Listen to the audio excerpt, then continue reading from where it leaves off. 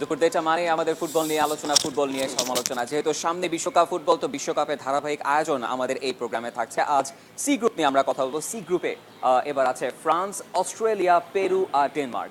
এই চার দল নিয়ে কথা বলতে আমাদের সাথে স্টুডিওতে আছেন আমাদের সহকর্মী দেব চৌধুরী। আমরা কথা বলতে তার সাথে। দেব, আপনাকে স্বাগত জানাচ্ছি একাত্ত স্টুডিওতে। সি গ্রুপ, যেখানে এই ওয়ার্ল্ড কাপের সবচেয়ে বড় কন্টেন্ডেন্টের মধ্যে একটা ফ্রান্স আছে এবং তাদেরকে টক্কর জানানোর জন্য পেরু, ডেনমার্ক এবং অস্ট্রিয়া। আসলে মাহাদির রিপোর্টে ব্যাপারটা খুব স্পষ্ট ছিল যে আলটিমেটলি এই গ্রুপে আপনি যদি দুটা টিম ফেভারিট হিসেব করেন, জি। সেই ক্ষেত্রে ফ্রান্স আর ডেনমার্ক। আর কথা হচ্ছে যে আসলে বাকি যে দুই দল অস্ট্রেলিয়া এবং পেরু, তারা কি করতে পারবে। জি। আপনি যদি লাস্ট ওয়ার্ল্ড কাপটা দেখেন, অস্ট্রেলিয়ার পারফরমেন্স যদি দেখেন, তারা ফ্রি ফ্লোয়িং ফুটবল খেলে অভ্যস্ত। জি। ম্যাচ হয়তো তারা হেরে যাবে, কিন্তু তাদের ফুটবল দেখে আপনার ভালো লাগবে। জি। যে অন্যান্য ক্ষেত্রে আমরা কি দেখি, যে লাস্ট ওয়ার্ল্ড কাপ যদি আপনি দেখেন, যে ইরান এবং আর্জেন্টিনার ম্যাচটা যদি দেখেন, তাহলে সেই ক্ষেত্রে একজন দর্শক হিসেবে আপনি হয়তো ফুটবল থেকে বিরক্ত হবেন জি। যে একটা টিম কি করে 10 জন প্লেয়ার নিয়ে সারাক্ষণ ডিফেন্ড করে গেল। এই ফুটবল আপনি দেখতে চাইবেন না। কিন্তু অস্ট্রেলিয়া কিন্তু ওই ধরনের ফুটবল খেলবে না। তারা দুই শক্ত প্রতিপক্ষ। আমি অস্ট্রেলিয়ার কথা শুরু করছি কারণ এই গ্রুপের সব বিবেচনায় অস্ট্রেলিয়াই সবচেয়ে দুর্বলতম দল এই অবশ্যই। গ্রুপে।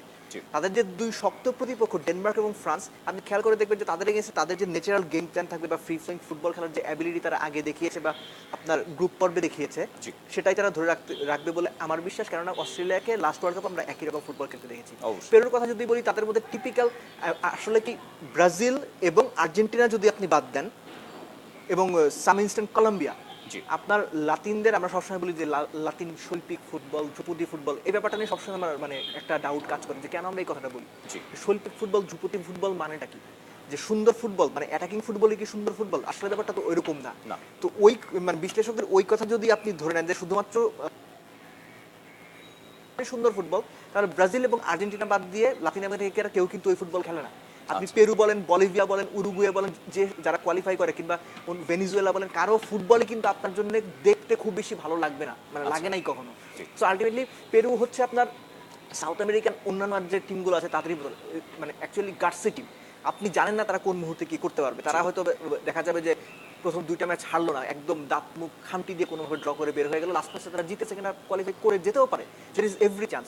আর সুইডেন, ডেনমার্ক, বেলজিয়াম, কিংবা আপনার ধরেন যে সাচ ইউক্রেন, পোল্যান্ড, এই সমস্ত দলের ক্ষেত্রে যে ব্যাপারটা হয় আপনি খেয়াল করে দেখবেন, বা আইসল্যান্ড, যে 10 বছর, 15 বছর, 20 বছর পর পর তাদের একটা জেনারেশন আছে ফুটবলের, অবশ্যই।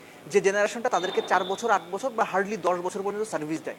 ওই সময়টাতে তারা ইউরো, ওয়ার্ল্ড কাপে একটা ভালো স্টেজ পর্যন্ত যায়। জি। হয়তো আপনি যদি ডেনমার্কের ওয়ার্ল্ড কাপ সিনারিও কোয়ালিফাই দেখেন, তাহলে হয়তো দেখবেন, আমি যদি ভুল না করি, যে 1982 ওয়ার্ল্ড কাপ পর্যন্ত তারা কিন্তু একটা ওয়ার্ল্ড কাপে কোয়ালিফাই করতে পারেনি। এবং এখনো পর্যন্ত তারা 4টা বোধহয় ওয়ার্ল্ড কাপ খেলেছে, এবং লাস্ট ওয়ার্ল্ড কাপটা বাদ দিলে প্রত্যেকবারই কিন্তু ইদার রাউন্ড অফ 16 খেলেছে অথবা কোয়ার্টার ফাইনাল খেলেছে। অর্থাৎ তাদের মানে ওই সময়টা তো ধরেন আমরা আমি ছোট, যে আমার মাইকেল লাউড্রপের কথা মনে আছে বা পিটার স্মাইচেলের কথা মনে আছে, যে ওই সময়টাতে তাদের যে জেনারেশনটা ছিল তারা কিন্তু ডেনমার্ককে ওয়ার্ল্ড কাপের কোয়ার্টার ফাইনাল কিংবা আপনার সেকেন্ড রাউন্ড পর্যন্ত নিয়ে গেছে। আমার এখন মনে আছে যে ডেনমার্ক টিম ব্রাজিলের সঙ্গে সম্ভবত 3-2 গোলে হেরে গিয়েছিল 98 ওয়ার্ল্ড কাপে। সো ওই সময় যে ডেনমার্ক টিম, ওই জেনারেশনটা থেকে আপনি হিসাব করেন 98 কিংবা 2010, অর্থাৎ হিসেব করে কিন্তু সেই 10, 12, 15 বছরই হয়ে যায়। যে ওই জেনারেশনটা চলে যাওয়ার পর আরেকটা জেনারেশন আসতে ডেনিশদের কিন্তু প্রায় আপনার ওই মানে একটা দশক বা 1.5 দশক সময় লাগলো। এটাই হচ্ছে কি ওই সমস্ত অঞ্চলের দেশগুলো, স্পেশালি স্ক্যান্ডিনেভিয়ান ওই অঞ্চলটাতে, এটা হচ্ছে ট্রেডিশনের একটা কারণ হচ্ছে আমার যেটা মনে হয়, যে আমাদের তো এতটুকু একটা দেশ, 16 কোটি মানুষ, ওদের কিন্তু এই ব্যাপারটা এরকম না। আইসল্যান্ডে মানুষই আছে 3-4 লক্ষ। জি। সো আলটিমেটলি 3-4 লক্ষ মানুষের কাছ থেকে আপনি 23 জন ফুটবলার বের করবেন যারা ইউরোপিয়ান রিজনে কোয়ালিফাই করে সেখান থেকে মানে ওয়ার্ল্ড কাপে খেলতে আসবে বা ইউরোতে খেলবে, এটা কিন্তু মানে খুব কঠিন একটা কাজ। অবশ্যই। সো ওই জায়গাটাতেই হচ্ছে বিষয়টা, যে তাদের যে জেনারেশনটা আসে, এই জেনারেশনটা মানে একটা সময় পর্যন্ত লিড করে। আর ডেনমার্ক টিমের কথা যদি বলি, আমি আবার মাহাদি রিপোর্টের কথাই বলবো, যে ক্রিশ্চিয়ান এরিকসেন, আপনি যদি দর্শকদের জিজ্ঞেস করেন যে ডেনমার্ক টিমের 10টা প্লেয়ারের নাম বলেন, 90% দর্শকের নাম বলতে পারবে না। অবশ্যই। কারণ আপনি জানেন মানে তাদের নাম খটমটে টাইপের নাম, পোল্যান্ডের নাম তো আরো খটমটে, এই কারণে না, তারা আসলে ওরকম মেইন স্ট্রিমের বড় টিমগুলোতে আসলে খেলেও না। অবশ্যই। টটেনহাম ইংলিশ ফুটবল ফলো করার কারণে আমরা টটেনহাম সম্পর্কে খোঁজ রাখি, ক্রিশ্চিয়ান এরিকসেনকে চিনি, কিংবা পিটার স্মাইচেল আপনার ছেলে হওয়ার কারণে ক্যাসপার স্মাইচেলকে আমরা হয়তো চিনি, যে লেস্টারে খেলেন। কিংবা তাদের যে ফরওয়ার্ডরা আছে, তারা যে আপনার রজেনবর্গে খেলে, কেউ হয়তো খেলে আপনার সেভিয়াতে, কেউ হয়তো আটলান্টাতে, তাদের খোঁজ কিন্তু আমরা রাখি না। তাদের পারফরমেন্স কি, এটা যদি আপনি মানে বাংলাদেশের অনেক ক্রীড়া সাংবাদিককেও জিজ্ঞেস করেন, নাম বলার পর হয়তো তাকিয়ে থাকবে আপনার দিকে যে কার নাম বলছেন আপনি, হুইচ ইজ ট্রু অ্যাকচুয়ালি। আপনি ডেনমার্কের স্কোয়াডে দেখবেন নিকলাস বেন্টনার আছে। নিকলাস বেন্টনারকে আমি লাস্ট মেইন স্ট্রিম আপনারা খেলতে দেখেছি, that was back in 8 to 10 years. জি। তার বয়স এখন 30 বা 31। তিনি এখন হয়তো সম্ভবত, আমি যদি বললাম, রজনবর্গে খেলেন। রজনবর্গ কোন দেশের টিম? অনেক দেশের মানে আমাদের সাপোর্টার একটা বড় অংশ জানেও না রজনবর্গ কোন দেশের টিম। অবশ্যই। অর্থাৎ তাদের যে মেইন স্ট্রিমের প্লেয়াররা, তারা কিন্তু ইউরোপের টপ মোস্ট যে ক্লাবগুলো আছে, প্রত্যেক দেশ থেকে যদি আপনি 6টা করে ক্লাব দেন, তাহলে হচ্ছে ইংল্যান্ড, স্পেন, জার্মানি, ইতালি, এখন ফ্রান্সকে আপনি ধরতে পারেন। জি। এই যে 5টা মানে দেশের যে 5টা করে টিম যদি ধরেন, যে 25টা টিম, এই 25টা টিমের মধ্যে কিন্তু ডেনমার্কের 23 জন প্লেয়ার 3 থেকে 4 জন প্লেয়ার খেলে। জি। আর বাদ বাকি প্লেয়াররা কিন্তু ওই মানে মিডিওকার টিমগুলোতে খেলে সব দেশের লিগেই। এটা হচ্ছে যে আপনি বলতে পারেন যে যে গরিবের সিসাই হচ্ছে সোনা, এরকম একটা প্রবাদ মানে আমরা প্রায়ই শুনি।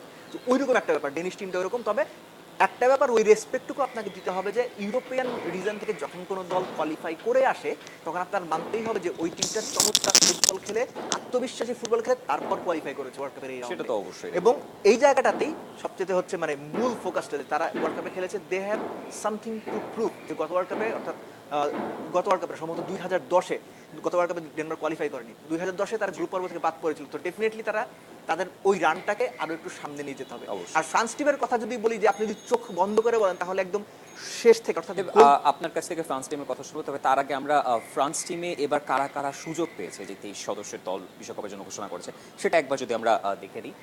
সেক্ষেত্রে ফ্রান্স টিমের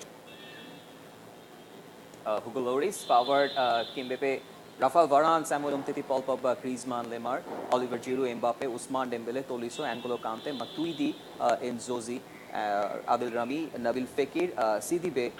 আমরা দেখছি দেব, আপনি যদি দেখেন যে তাহলে দুর্দান্ত সব খেলোয়াড়রা কিন্তু আসলে পুরো পাওয়ার প্যাক একটা একটা লাইন বিষয় আপ কি নাহির, আমি এটা আপনাকে বলতে চাচ্ছিলাম, জাস্ট বলছিলেন, দর্শকরা দেখছিল, এই কারণে আমি ইন্টারাপ্ট করিনি।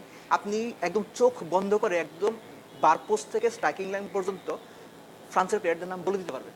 অবশ্যই। যে Hugo Lloris, Raphael Varane, Samuel Umtiti, কিংবা আপনার এনগোলো কান্তে, আন্তোয়ানি গ্রিজমান, কিলিয়ান এমবাপ্পে। অর্থাৎ আপনি 10টা থেকে 12টা নাম একদম আপনার ঠোঁটের আগায় থাকার কথা। কেননা এই প্লেয়ারদের সবাই পারফর্মার। জি। তারা যে সমস্ত ক্লাবে খেলে বা যে পজিশনগুলোতে খেলে, প্রত্যেকটা জায়গায় তারা প্রুভেন পারফর্মার।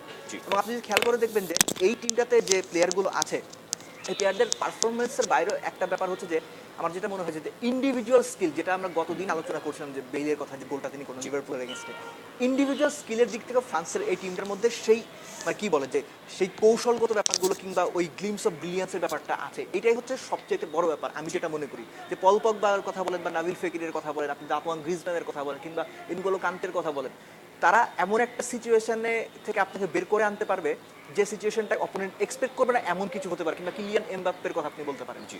এই ফ্রান্স টিমটা নিয়ে আমি খুব আশাবাদী। আমি